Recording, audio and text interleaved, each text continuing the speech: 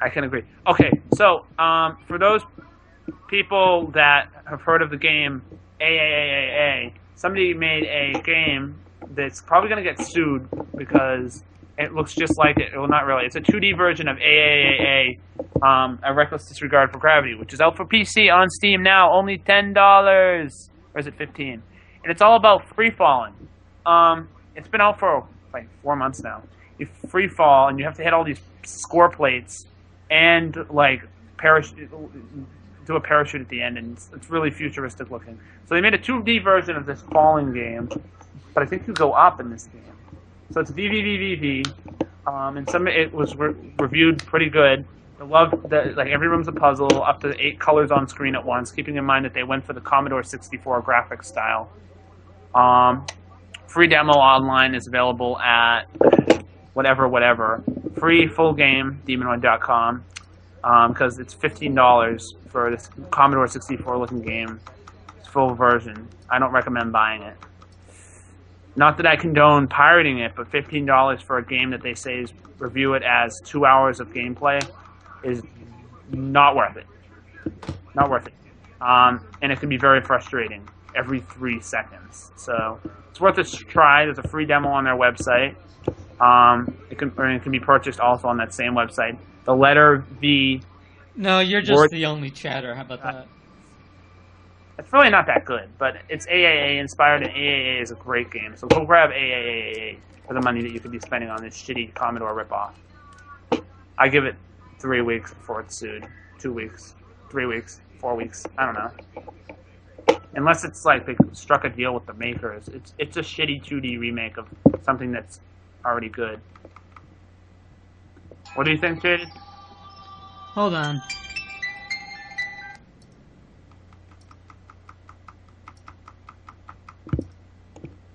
Yeah, cheeseburger. Look at the fucking viewer list, dude. There's people listening right now. Like I said, we have up to 10 people on average, but not every show goes this way. Look at the viewer list, guy. I know you're like a noob to Justin TV, alright? I don't have a problem with that. But, like, honestly, I don't want to babysit people. Yeah, see, like, look at the viewer list. Oh, I don't know the viewer list, guys. I'm sorry. Oh, there's all the people. They were invisible. Our listeners are invisible. We have the power of invisibility on this show.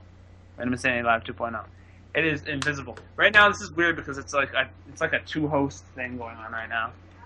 Cheeseburger, if you want to join in on Skype to fix this problem, go ahead. We open the Skype line for the randomness most nights after we're done the initial talking. So if you want to join in on the randomness, you can call GoldBanjo14 on Skype. Oh, he doesn't have a fucking mic. He's like, I want to be part of the randomness. Like yesterday when he was talking to me, and then he's like, oh wait, I can't be part of the randomness, guys, because I broke my mic. And ironically enough, this sounds like something that Frisbee did back in the original incarnation of our show a year and a half ago. So last week, I thought Cheeseburger was Frisbee. Last year, I thought Cheeseburger was Frisbee. And because, like, that's another listener that's part of the OLR fan base.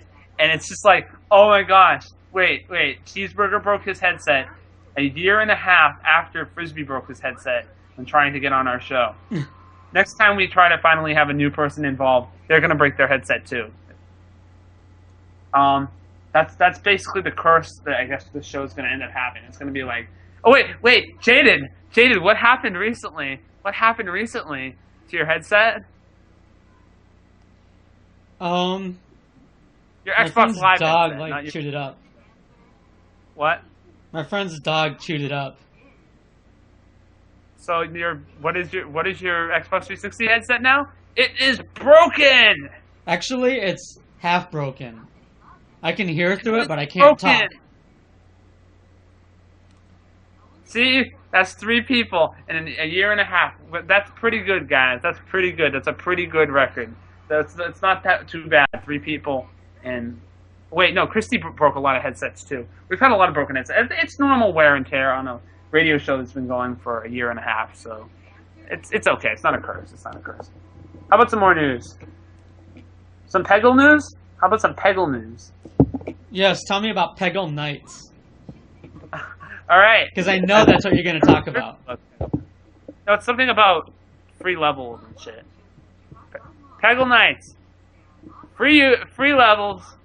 Well, PopCap has been a really good dealer in getting up people to buy more courses of a game they already have, but like just because it's different levels, it's so good that people want to buy another levels for whatever price they come out at. So Peggle, basically, for you guys that don't know, it's just a game where you shoot things at things for a score. It's like Plinko from. It's like Plinko. Right. It's like Plinko from The Price is Right. How about that? Yeah, whatever. I didn't hear what you said there. What did you say? It's Plinko. It's Plinko. It's Plinko. Look it up, guys. Plinko. Peggle. Plinko. Pleggle. Plinko. Plow. Okay, so it's just revealed. The PopCap has just revealed it's going to offer free bonus content for Peggle Knights, the sequel to the first Peggle game. The art contest level pack features 5 brand new levels based on submissions in the Peggle art contest from early last year. These new levels can be played in both the quick play and duel modes, and are also the basis for 5 new challenges in challenge mode. If you're looking for a fix, you can cram these levels into your pipe and smoke them by heading over to the PopCap website at, what is it, like popcap.com? No, it's popcap.com/extras/Peggle/bonus levels, all one word on that bonus levels thing. And you can look at it right now, and you can look at like the offer, and I don't know. I assume this is for the PC. It doesn't say, it doesn't specify. But it could be for the 360 as well, but 360 doesn't usually offer free content for things. I don't know. I will take a quick look. It is the art contest level pack is obviously free on the right from the website, the PopCap website. Spring level pack's free, holiday level pack. All 3 of those are free. You just have to have Peggle Knights. That's pretty much the thing, and that's for PC. I don't know what's going on. It doesn't look like this is for Xbox Live, which kind of sucks at the moment. It doesn't look. It's the popcap.com exclusive. So sorry, Xbox 360 players, aka Jaded, but it's free. But they gypped the 360 players. Yeah, man, imagine how PS3 players feel. They don't even have Peggle, right? They don't even have Peggle. Yeah, they don't even have it. Okay, so that's even worse. Peggle is awesome, though. Come on. Let's come up with some free DLC for 360. You'll be one of the very few people that actually would be willing to go through for that. Come on, we're paying a Live Gold. Most of us are paying Xbox Live Gold. You can afford to give us some stuff. The DLC content, I think, the bandwidth is covered by our subscriptions. So just give us those free levels on the 360. Do it. Do it. I'm not buying Peggle on 360 unless they do this. If they do this, I will buy Peggle. Not only Peggle, but Peggle Knights. I will buy Peggle Knights if they release all this DLC for free on the 360 as well. And depending on how much the DLC is, of course. I mean, if it's like $20, I'm not going to do that. If it's like $10, I'll totally. Wait. That doesn't make sense because it's free. It would be free. It needs to be free, guys. It needs to be free. But how much is Peggle Knights? How much is Peggle and Peggle Knights on Live? It's 800 Microsoft points for Peggle Knights. Peggle Knights. And I think it's 800 Microsoft points for Peggle, if I remember correctly. And what? I think it's 800 Microsoft points for Peggle. 800 Microsoft points for Peggle. So yeah, so like I said, $10 US. Hang on, I need to get a drink here.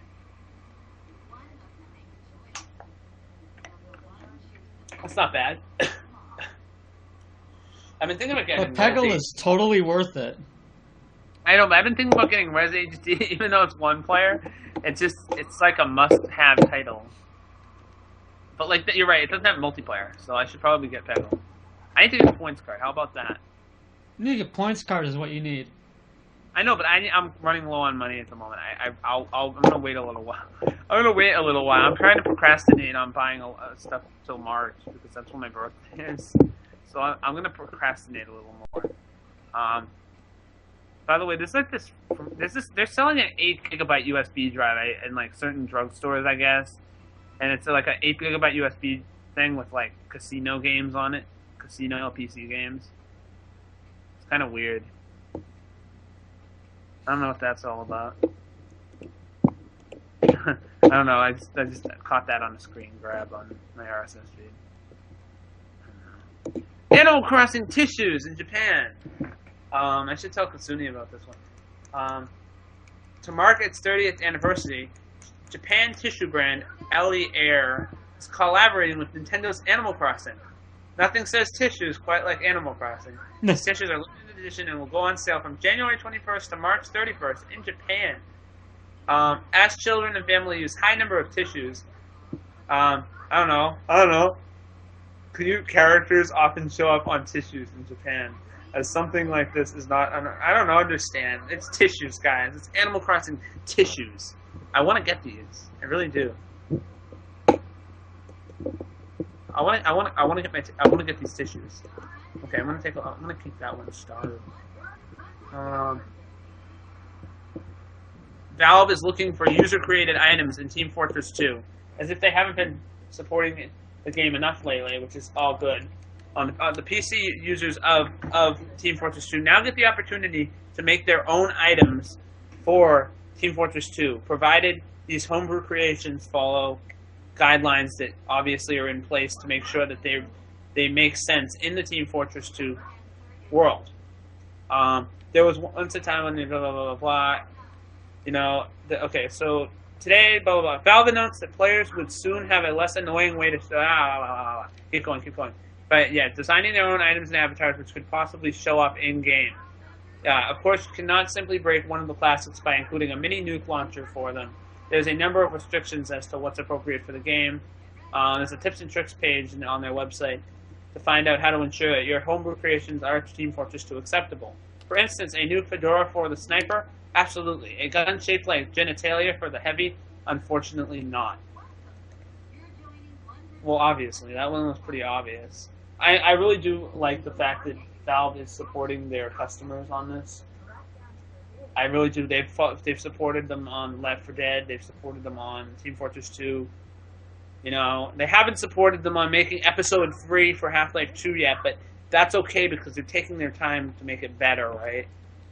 So, I know, Jaded, you're not a big fan of them, but, you know, I just, mainstream-wise, I was just saying that they tend to support their customers a lot, from what it seems.